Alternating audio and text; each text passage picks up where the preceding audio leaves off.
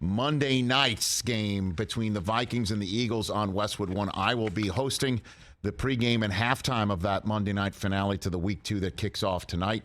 And joining us now on the Mercedes-Benz Vans phone line, getting set to play in that game for the 1-0 Minnesota Vikings, is friend of the program back here once again, Dalvin Cook. How you doing, Dalvin? I'm doing good, Rich. Doing good. You are? You sound tired. You said you just come off the practice field? You sound a little wiped out. We just got done. We walked through this morning. You walked through? What's a walkthrough like? Yeah. What's a walkthrough like? Truly a walkthrough pace. Got to be locked in, man. Those are little details and stuff at you, but that's pretty much it. So if anybody like goes faster than a walk, do people go, whoa, what are you doing? Tempo violation. A tempo violation. That's right. Write that down. Tempo violation. Oh, and is there a fine associated with a tempo violation? It depends how many times you're a offender of it. Oh. Okay, so one is just like, okay, just like, hey, everybody, stop. We're walking through. 2 or 3, then it's going to cost you. It's going to cost you. Yeah, it's going to cost you, man. Okay. Okay. How was Week 1's game for you, Dalvin Cook? Walk me through what that felt like for you with a new coach, new situation, beating the Packers. What was that like, Dalvin Cook, for you guys? It felt good, man. Everything about it felt right. You know, just when we got to the stadium, you felt the energy. You felt guys locked in the night before. So just leading up until the moment till we kicked off, everything just felt like how we talked about it. And KO came into this thing and he set some boundaries and he told us, how he wanted this thing to look leading up until snap one, and it looked just like how he predicted it to look. And we went out there and executed at a high level.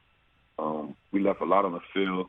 Just watching the film and just knowing as a player in this league for a little while, I could have played better. And I know a lot of guys feel the same way, but most importantly, we got the win in the division game, and we could build from a win, which is most important. Walk me through what that looks like, where Kevin O'Connell, your new HC, who's the old OC from the Rams, tells you this is the way it's going to look, and it looks like that. You got an example specifically? Yeah, just basically stand in attack mode, man. That's the thing around. We want to dictate how the game go. As far as offense, defense, special teams, we want to dictate, how the Minnesota Vikings play. Attack team, be situationally smart, and just play good football, man. Clean football, and let the rest take care of itself. KO's been doing a great job of putting us in predicament and just letting us play, turning it loose, and just having fun. And you've seen the outcome. What's it like for you and the rest of your offensive mates to have a head coach with an offensive mindset and background? It's fun, man. Just being around KO, him being around us so much with his offensive coach, picking his brain, seeing how he thinks, everything that comes behind of what he do, his philosophies of how he's trying to get things done. It's just fun being around a coach like KO, and the energy he brings in every day is unmatched.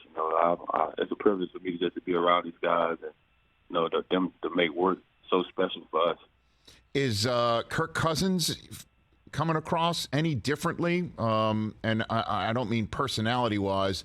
I just mean, a coach was specifically brought in to be the head coach with an offense to support him and make him be as comfortable as possible. I'm not saying that wasn't always done before, but I'm talking a head coach, period, coming from a system, the Shanahan-McVay system that, for whom in many different ways, Kirk Cousins is the prototypical quarterback. Anything different you sense there, Dalvin Cook? Yeah, just a sense of him being comfortable. Him and KO speaking the same language, dating back to them in Washington. Just them being on the same page is always important. KO and West pretty much calls the plays and dial things up. So them speaking that same language and them being on the same page, you kind of see like that marriage of them, on and off the field, just the way they communicate with each other. So I think that's probably the biggest thing that you could take away from KO coming in and being the head coach. And before we get to you, Dalvin Cook, Justin Jefferson appears poised to have a very, very special season, and I might be shortchanging the number of verys to place in front of special season. And it appears he also has a chip on his shoulder, whether it's where he's ranked by his peers in the NFL 100 list or anything else. Can you tell me what his mindset is like and your conversations with him are like about this very subject matter, Dalvin? Yeah, I spent a lot of time with JJ. I think everything that came out this offseason, whether it was a list, whether it was ratings or Madden, whatever it was, I think he got shortchanged on everything, from the season he just had. From the 2 seasons he had from being here, I think he got shortchanged. But, his mindset and the way he's working, you kind of see, that chip on his shoulder every day, the way he carries himself. Him taking that next step of being one of our leaders on the team, him evolving into that. So it's just, you see the yearly growth in JJ, and it shows on the field. KO demands a lot of our receivers, and Justin is one of those elite players that we demand a lot of, and you see he answered the bell in week 1. So were you a guy he would be reaching out to, texting, calling, or whatever when the lists came out, Madden ratings come out? Were you a sounding board for him, Dalvin? We was a sounding board for each other. We both feel the same. Yeah. We both feel like when some of the lists come out for position rankings or whatever it is, it's always shortchanged on this side. But we kind of carry that in our back pocket and just dispose of it. Come game day, we just get rid of it on game day. Just turn it loose and just have fun, man. That's what I always tell you. Just have fun, man. Don't let a list or anything deteriorate your fun. Coming out here and just enjoying football that we get to play every day. Well, then I guess that is a perfect segue to you then, Dalvin Cook. 3 straight 1,100-yard rushing seasons for you. How does the Kevin O'Connell offense cater to you and suit you, Dalvin? Different ways, man. You seen it on Sunday. All-purpose 100-yard game. Just give me the ball. Just give me the ball. Everybody know what I could do in the run game. Keep the team honest, break runs, do all that. Just give me the ball as much as they can. Different ways. It's fun being around this team, being around this offense. I get to be a kid. Just go out there and just turn it loose, man. I always tell the receivers, I'm the ground control, y'all air control, and I'm gonna control the ground and make sure y'all do what y'all do. Do you feel like you weren't getting the ball in previous years then, as much, Dalvin? Nah, I feel like I always got the ball. I feel like that was pretty much the problem. I think people kind of knew when I was getting the ball all the time. They kind of knew when I was coming downhill, and they kind of knew when I was getting the ball all of the time. But now it's kind of like, it's a variety of things. Where is he going to be? Where is he? Like, it's just, just different things that KO comes up with week in, week out, just every day, just to get people the ball, and it's fun. Just trying to be one of those players to get the ball. And on the defensive side, before we just turn to Monday night and send you on to the rest of your day, Dalvin Cook, Big Z, I enjoyed when he came on my show a few months ago.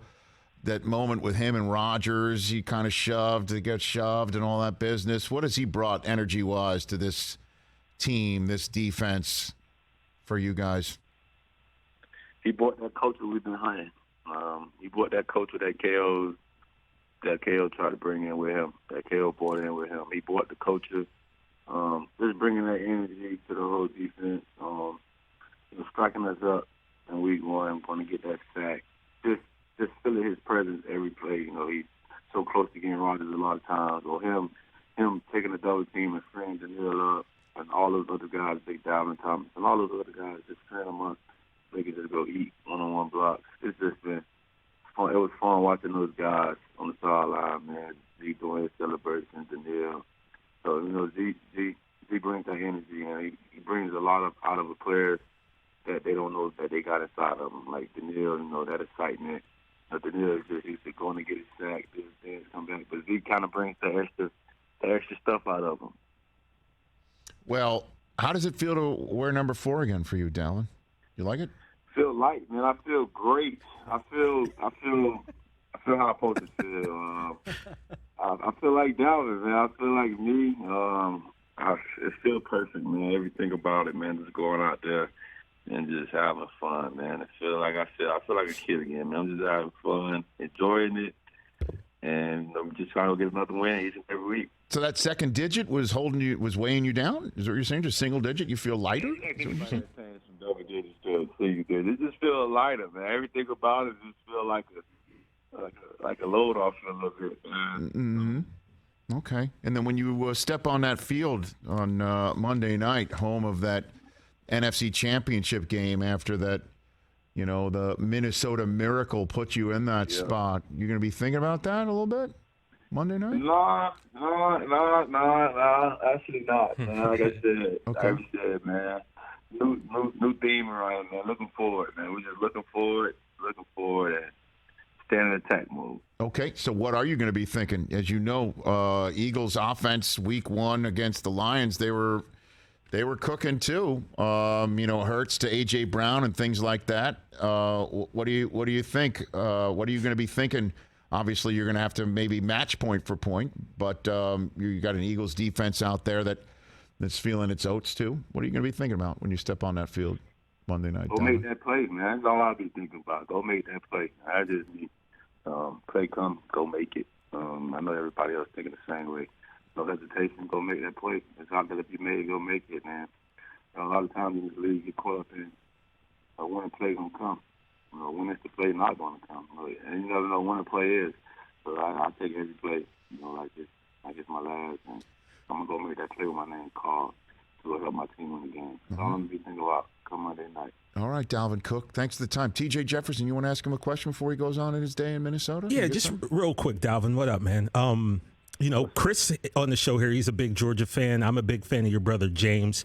Had a little bit of a tough debut with a fumble. I know he's going to bounce back, but is there any big brother advice that you gave him because, you're there and you're doing it? Is there anything that you kind of told him to help him keep his head up and, kind of let that go and just move on in a positive manner?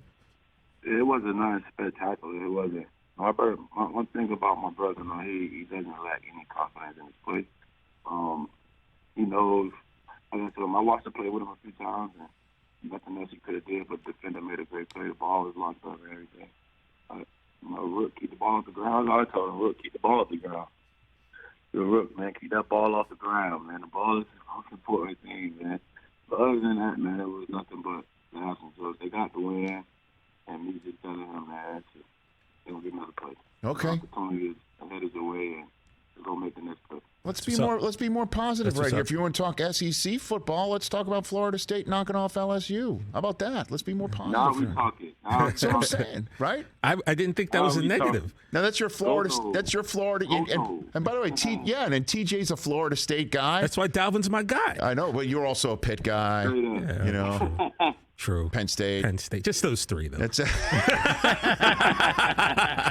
It's okay. But Dalvin's been my dude. It's okay. Man. I know that. I appreciate that. I know that. You must have been celebrating when that extra point got blocked. I mean, that's for damn sure. What a game that was. What a game that was. All right, Dalvin, you take care of yourself. Go on with your day. Appreciate the time. See you Monday night. We'll be listening for you Monday night on Westwood One. And you be well, sir. As always. Appreciate it, brother.